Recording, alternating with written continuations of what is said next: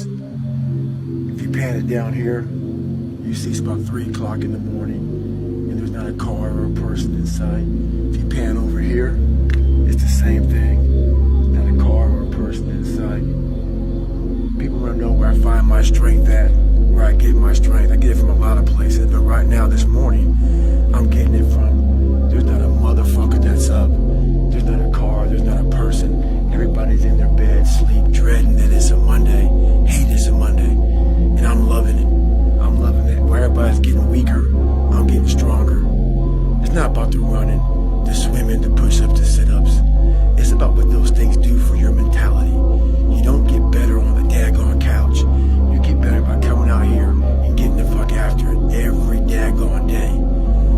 Stay hard. It was Discipline what it's all about. Yeah. I don't care how good you are in anything. You don't have discipline, you ain't nobody. Right. You're nothing without discipline. Because you give up on the slightest struggle without discipline. 100%. Who fought in these wars? You have no idea how big of a deal this is to me. I was not always this strong guy you see. I went through a lot of hard times in my life to get here today. Suffering before your mind starts saying we need self-talk.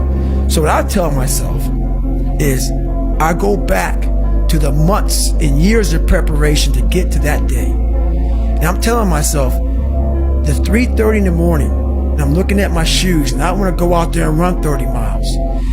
I have to, in that second, in that moment of this self-talk, my mind saying, you got to find more, you got to find more.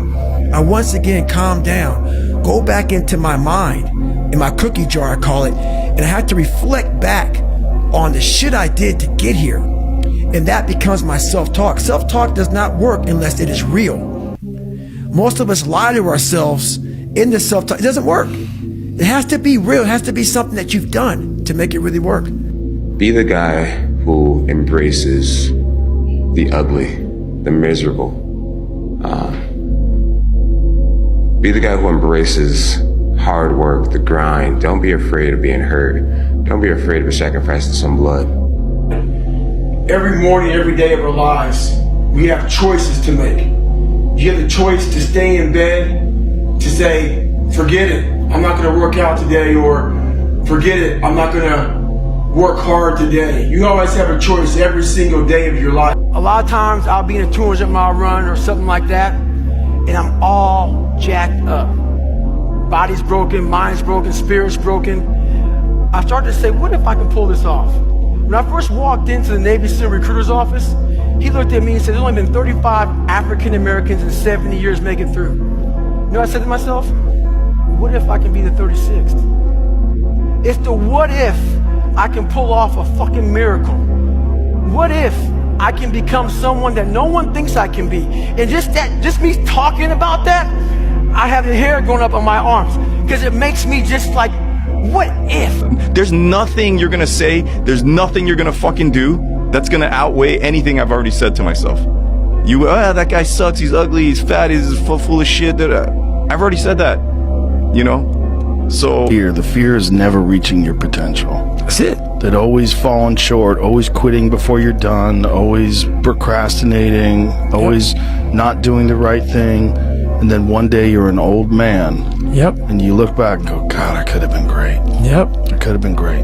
I never forget one time I was running by a graveyard when I was fucking just trying to become, I was fat. And I ran by a graveyard and I looked out there and I have all these epiphanies, man. I have all these fucking moments of it's crazy, man, of this thought. Cause I'm always by myself. I'm always in deep fucking thought about how to be better. And I look out there, I'm like, man, I wonder how many of you motherfuckers in there fucking just are so upset with how you lived your life and fucking just regret how you lived it. And I'm running a 300-pound man thinking, man, don't fucking die like this, bro. Don't die like this. So people wonder where this shit comes from me.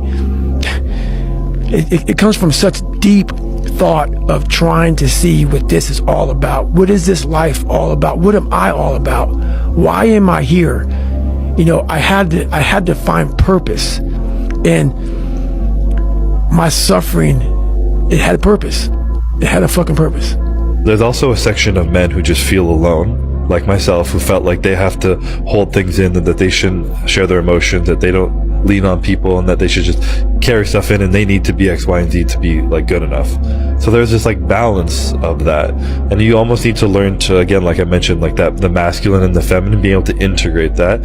I feel like a real man is confident and comfortable enough to embrace the feminine energy he has in him. If he's emotional, let it out, but also have that masculine side of it, be like, I'm going to be emotional right now, but I'm still going to go and fuck shit up right now, you know? I'm still going to take charge of what I want with my life. I'm going to work fucking hard and be disciplined, but I'm going to accept that sometimes I'm going to break down, and it's going to be, I'm not saying that women break down, but there's more emotion over there, and allow it to feel it and to ask for help and to lean on people and be able to balance those two, and that like yin and yang. I think that's what's missing personally. Right? Like you can be going as fast as possible in the wrong direction, and it actually takes you further away from the destination.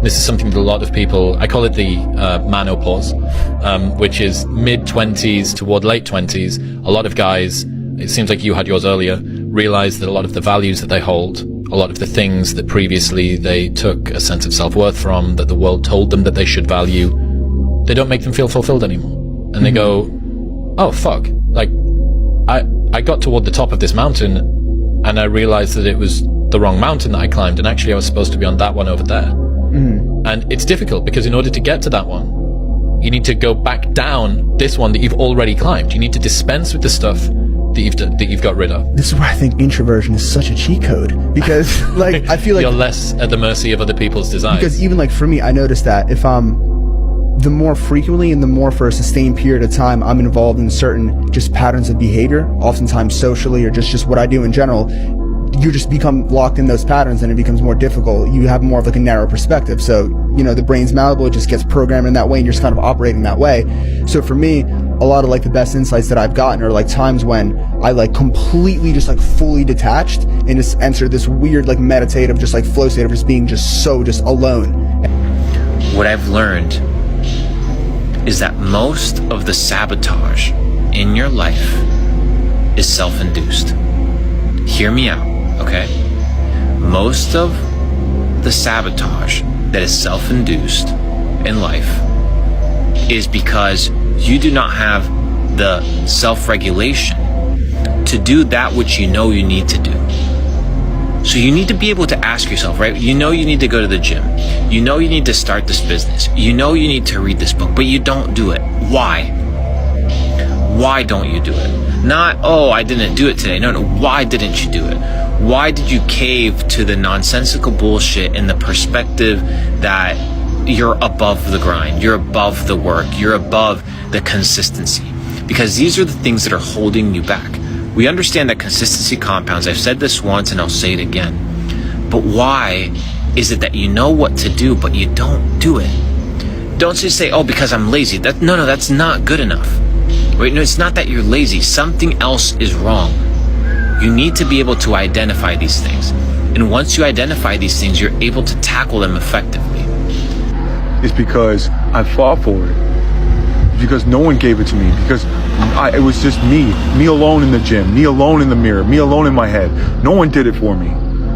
I worked for it, and I'm never going to let someone else take that from me. It's because... Like, what bothers you about yourself? I just wish I just felt more comfortable in my own skin a lot of times, you know, because I feel like I would be able to be more effective as a person if I could just like kind of not toil in some of my own, you know, small self-worth issues or like lack of confidence at times. You know, I wish I could trust my instincts, and I wish my instincts were like better calibrated so that I knew when if I was doing like okay and good stuff, then my insides like told me you're being okay. You don't have to worry, you know?